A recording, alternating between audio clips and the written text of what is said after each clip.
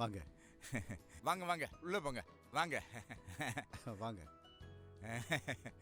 நீ இல்லாம என்னால நம்ம வீட்டை யோசிச்சு கூட பார்க்க முடியல ஆர்த்தி. உனக்கு என்ன, நீ பாட்டுக்கு சந்தோஷமா உன் புருஷன் வீட்டுக்கு போயிடுவ. நீ இல்லாம நான் தான் எப்படி இருக்க போறேனோ தெரியல. சின்ன வயசுல இருந்தே உன் கூட அப்படியே ஒட்டிக்கிட்டே இருந்துட்டேனா, இப்ப திடீர்னு நீ எங்களை பிரிஞ்சு தூரமா போறதுன்னு நினைக்கும் போது மனசுக்கு கொஞ்சம் கஷ்டமா இருக்கு. நீ ஒன்றும் வருத்தப்படாத வானதி. வேணும்னா நீ எப்பவுமே என் கூடவே இருக்கிறதுக்கு நான் ஒரு ஐடியா சொல்லவா? அது எப்படி ஆர்த்தி? உன் கல்யாணத்துக்கு அப்புறமும் நான் எப்படி உன் கூடவே இருக்க முடியும்? முடியும் வானதி.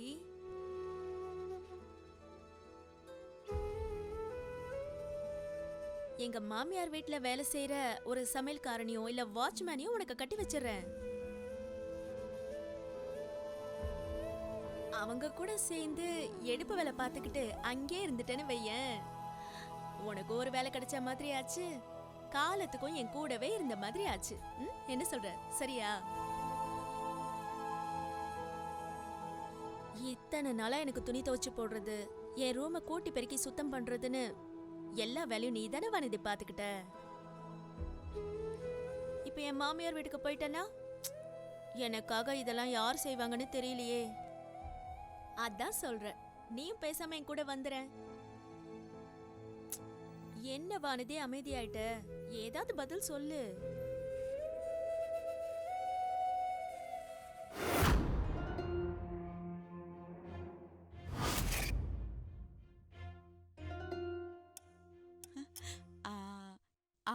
அப்பா,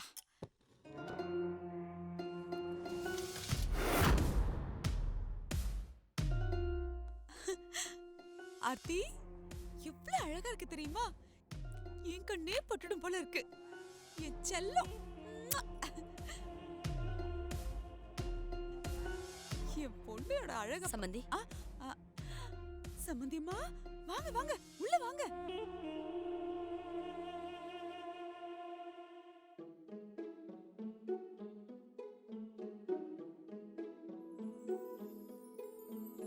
ஐயர் பத்திரிக்கை வாசிக்க போறாரு. அதான் பூ வச்சு பொண்ணு அழைச்சிட்டு வர சொன்னாரு.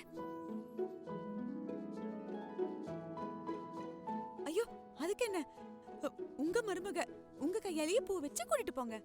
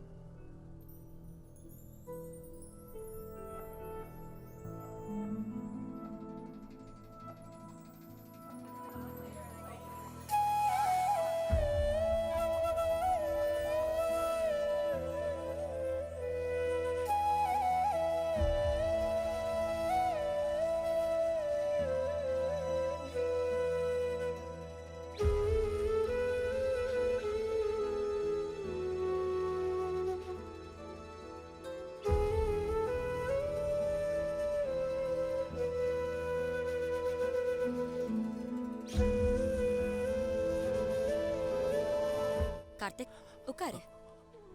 அம்மா, உட்காரு.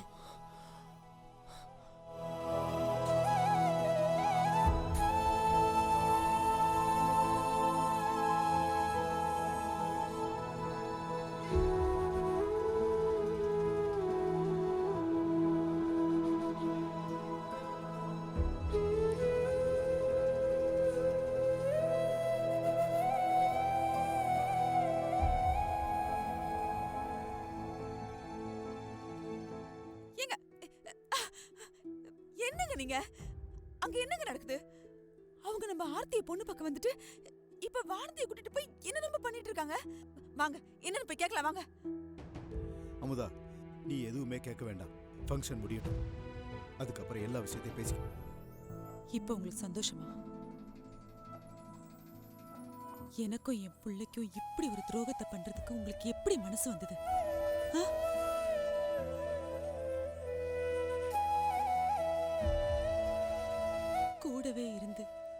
எங்களை நம்ப வச்சு கழுத்தை அறுத்துட்டீங்கல்ல, இப்ப உங்களுக்கு சந்தோஷமா இருக்கா? அமுதா, பேசாதீங்க. எனக்கும் என் பிள்ளைக்கும் நீங்க செஞ்சது நம்பிக்கை துரோகம். தோ, இவ நல்லா வாழணுங்கிறதுக்காக என் புள்ள வாழ்க்கைய நீங்க நாசம் பண்ணிருக்கீங்க. என்ன அமுதா, என் பொண்ணு உன் பொண்ணுன்னு பிரிச்சு பேசுற? 2 பேருமே நம்ம பொண்ணுங்க தானே. ஓ, இப்ப ஆர்த்தி உங்க பொண்ணுங்கிறது உங்களுக்கு ஞாபகம் வந்துருச்சா? ஏன் அமுதா இப்படி எல்லாம் பேசுற? நானா பேசுறேன்? நீங்க தாங்க பேச வச்சிட்டீங்க. ஏங்க, தத்தெடுத்த பொண்ணுக்கு நல்ல தகப்பனா இருந்து ஊர் மெச்சுக்கிட்டதெல்லாம் போதும். என் புள்ள இன்னைக்கு ஆசையை வளர்த்துக்கிட்டு ஏமாந்து வந்து நிக்கிறாளே, அவளுக்கு என்ன பதில் சொல்ல போறீங்க? போது நிறுத்த அமுதா. நான் ஏதோ திட்டப்பட்டு இதெல்லாம் பண்ணுன மாதிரி பேசிக்கிட்டு இருக்க.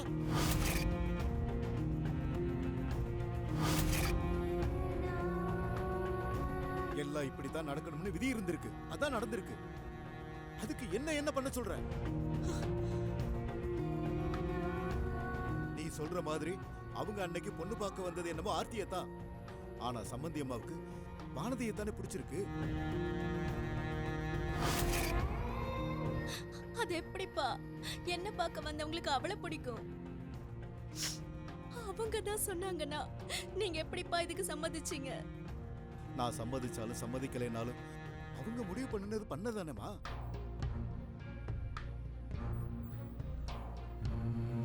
உங்க மேல 1000 தப்ப வச்சுக்கிட்டு எல்லாத்துக்கும் என்னைய குத்தம் சொன்னா எப்படி? என்னது? தப்பு எங்க மேல இருக்கா? ஏங்க இப்படி அபாண்டமா பேசுறீங்க? உண்மையெல்லாம் இத்தனை நாளா நீங்க மறைச்சு வச்சுட்டு இப்ப மொத்த பழியும் தூக்கி எங்க மேல போட பாக்குறீங்கல்ல? சரிங்க, சொல்லுங்க. உங்களை விட நாங்க என்ன அப்படி பெருசா தப்பு பண்ணிட்டோம்? என்ன பண்ணல நீங்க? பொண்ணு பார்க்க வந்த அன்னைக்கே மாப்பிள்ளை வீட்டுக்காரங்கன்னு தெரியாம நீயும் உன் பொண்ணு அவங்க கிட்ட என்னெல்லாம் பேசுனீங்க? பணம் இருக்கவங்கன்னா ஒரு மாதிரியும் இல்லாதவங்கன்னா ஒரு மாதிரியும் தராதர பார்த்து பழகுற உங்க சுயரூபம் தெரிஞ்சதுக்கு அப்புறமும் ஆர்த்தியை எப்படி அவங்க வீட்டுக்கு மருமகளாக்குவாங்க சொல்லு?